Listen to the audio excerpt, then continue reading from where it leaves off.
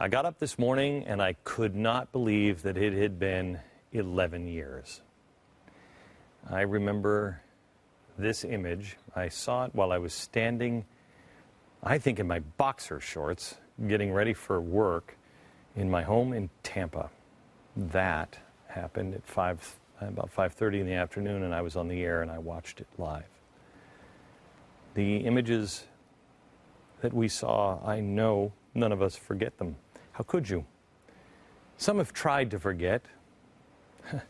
It's funny, the New York Times, I have it around here someplace, the New York Times, thank you. The New York Times and the Wall Street Journal, this is fantastic. Show me what's missing here. Wall Street Journal, New York Times.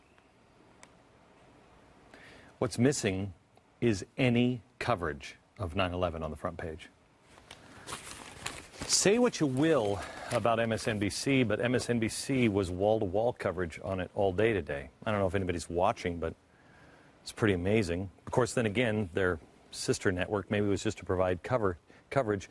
This morning, Good Morning America and CBS this morning carried this morning's moment of silence. That's it, 1 minute of silence. But NBC and the Today Show, they decided, why not? Why don't we just do that interview with Keeping Up with the Kardashians? Kris Jenner was on, sharing the story of her breast implant surgery, which she claims has helped others. NBC. As horrible and tragic and unimaginable as things were on this day 11 years ago, a very important truth was made clear to us. Darkness cannot overcome light. It may try, but it will fail every time. On September 10th, do you remember who you were? I was just another American schlub who, even though I thought I didn't, I took this incredible gift of a country for granted. A few months prior to September 11th, I was on the air bickering about butterfly ballots and obsessing about 500 votes in Florida. We all were as a country. But then that Tuesday morning, 11 years ago, changed all of us in a heartbeat. It was 8:46 a.m. And in that instant, we were no longer Republicans or Democrats, conservatives or liberal. We were all just simply Americans. And we turned to God. At least most of us did. We went to church that following Sunday in record numbers. We lost our sense of self. And many of us got down on our knees and we made a promise to ourselves, to each other and to our God that we would never forget. Not just the horrific images of the day. We promised to remember that this is how fragile America is. And this is how we're supposed to be. We're supposed to care. We had our differences. We still did. On September 11th and 9/12, we still had our differences. But at the end of the day, we were all in this thing together. And we recognized that. We experienced a united America that honestly was in some ways utopia. I didn't know we could even be that way. It opened my eyes. It opened my eyes to many bad things, but also to the possibilities of America. I got up this morning and I was getting dressed, and I put this on. I wear this every day. This is for Patrick Tainish. I was putting my watch on and I reached into my watch box and I pulled out my gold coin. My kids have a gold coin. I have a gold coin. We always keep it with us just in case. And I was getting dressed, and I put on a new Tesla t-shirt that my clothing company had just made.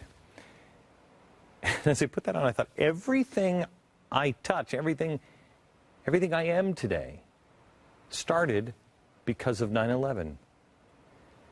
It's why I'm, oh my gosh, passionately hated by so many and heralded by others. It is why I buy gold. It's why I know about hyperinflation.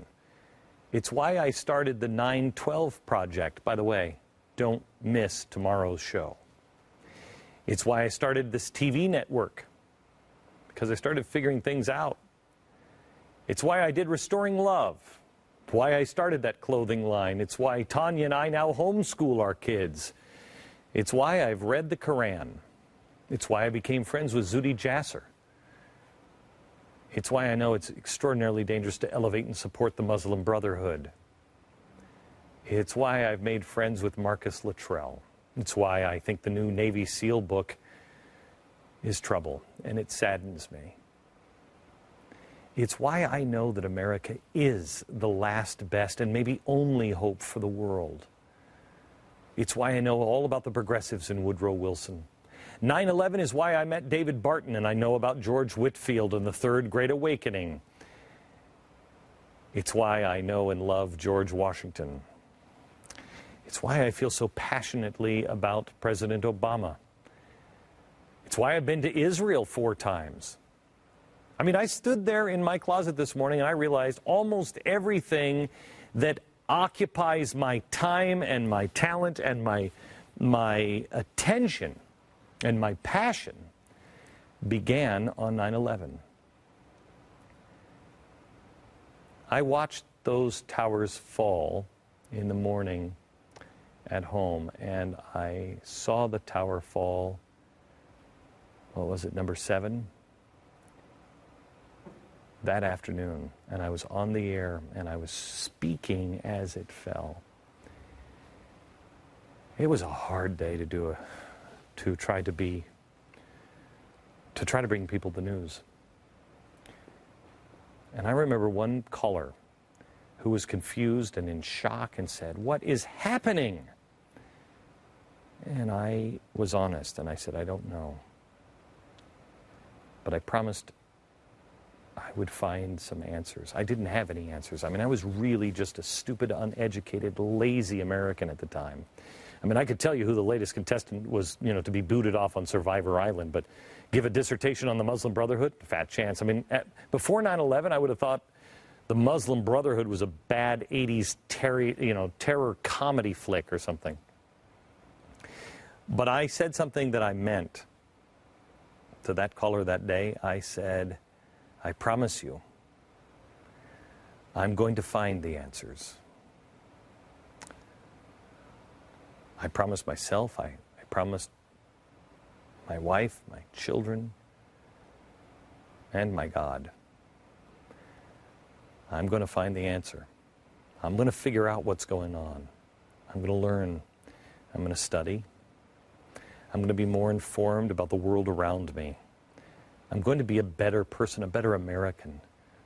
I will be my brother's keeper. I will teach my children about this time and history. I will never forget. My wife and I knelt at our bedside that night after reading the story about the Tower of Babel, and in their arrogance they built a tower to reach the sky. And we wept and we held hands, and we were afraid for our children and our children yet to come. But there on our knees, we begged the Lord to protect us. He has.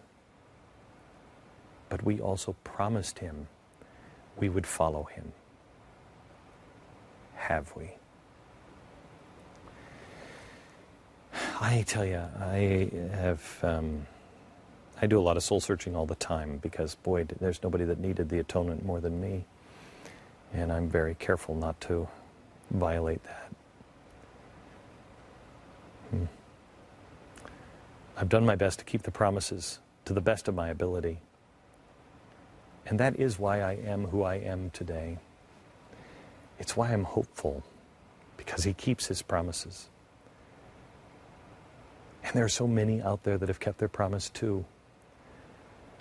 But at the same time, 11 years later, it's also part of the reason why at times in my worst moments, I'm angry, but I'm sad or disappointed most of the time by many Americans.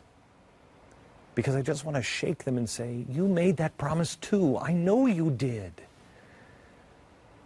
Why have you gone back to sleep?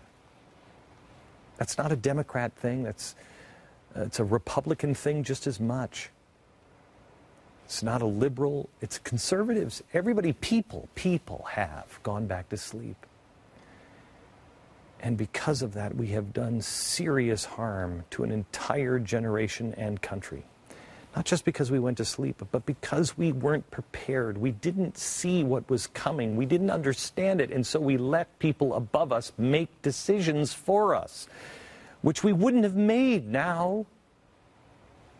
But we didn't know. We weren't ready.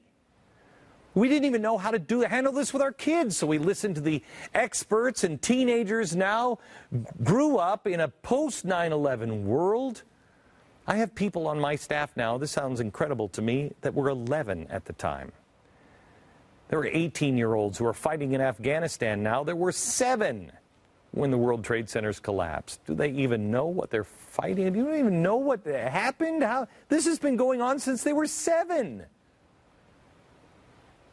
But again, because we weren't prepared, because we weren't self-reliant on so many things, we listened to the experts, and they have robbed many of Americans, especially those under 25 or maybe 30, of the powerful, powerful moment in their memory. Their politically correct reaction was to pull the images from the screen because they're too disturbing. And many of us did this. My children never saw the World Trade Centers going down. I, mainly their mother, did not want them to see it. So many people thought perhaps if we just stop watching it, the wounds can heal. And we can shield our children from experiencing the pain. Believe it or not, the TV networks at the time got together and decided that they were never going to play the footage of the planes going into the towers. That image right there. They would not play those. They mutually agreed that they would not show the footage of those planes going into those World Trade Center towers except for once a year. And they don't even do that all the time. I can tell you that because I know it firsthand. I tried to run that footage on 9/11 or non-9/11 anniversaries on both CNN and Fox. And both times, tastefully done, and I had to make a case both times, I was denied. We edited 45 movies that had scenes featuring the World Trade Center, edited or postponed coming out. Postponed I can understand, but edited? Movies that had already been out? In most cases, the towers were edited out of movies to, quote, to avoid the trauma of those emotionally affected by the attack. Well, that's a good case, but really?